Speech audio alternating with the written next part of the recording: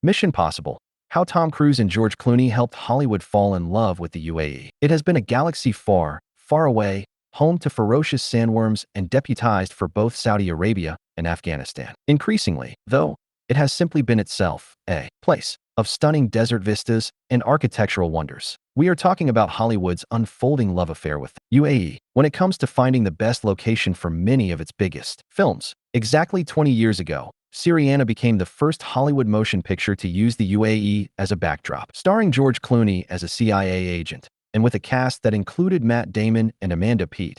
The 2005 political thriller was set in a fictional Arabian Gulf oil state. Several scenes were shot in Dubai's Burj Al Arab Hotel, while Al Fahidi historical neighborhood and the desert around the city also featured prominently. Since then, at least a dozen more Hollywood films have been shot in the UAE. The most recent, released in November this year, is the third installment of the Now You See Me series. Over 13 days of shooting, locations including Yas Island, Sheikh Zayed Bridge, W Hotel, and Liwa all featured prominently in the story of crime-fighting magicians. Credit for attracting the makers of Now You See Me 3 must go to the Abu Dhabi Film Commission, which offers a generous 35% cashback rebate to qualifying productions, along with assistance in finding locations and local expertise. The ADFC was set up in 2009, for years after Syriana, with David Shefford appointed from London as its first commissioner. Syriana came as the UAE was just starting having the conversations about diversifying the economy away from oil, and the film industry was courting Abu Dhabi and Dubai quite heavily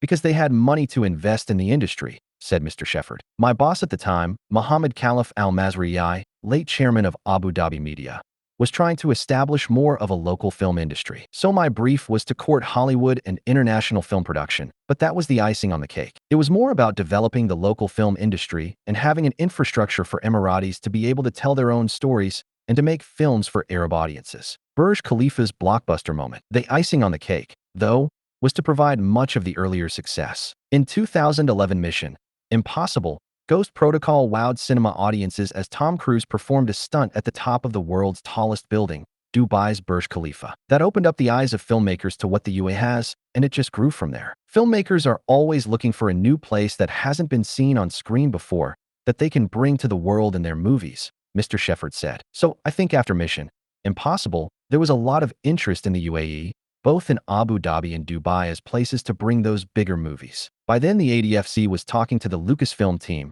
headed by Kathleen Kennedy, about the long-awaited sequel to the original Star Wars trilogy. The 1977 original A New Hope had used Tunisia as a location, but for the 2015 The Force Awakens, the Abu Dhabi desert around Liwa Oasis was chosen. The same area was used for the desert planet Arrakis, the fictional location for the two Dune films, released in 2021 and 2023. Star Trek Beyond, 2016, repurposed Dubai for the 23rd century thanks to its futuristic architecture. In 2017, War Machine, starring Brad Pitt, saw Abu Dhabi and Ras Al Khaimah double for Afghanistan. 10 years earlier, The Kingdom, starring Jamie Foxx, had Abu Dhabi standing in for Riyadh. Life in the fast lane. Increasingly, though, filmmakers have wanted the UAE to represent itself. Furious 7, the 2015 edition of the Fast and the Furious series, was filmed at Emirates Palace, Yas Marina F1 circuit, as well as Jumeirah at Etihad Tower for a scene in which a car jumps across the hotel's twin towers. Yas Marina naturally featured as itself in this year's F1. The movie,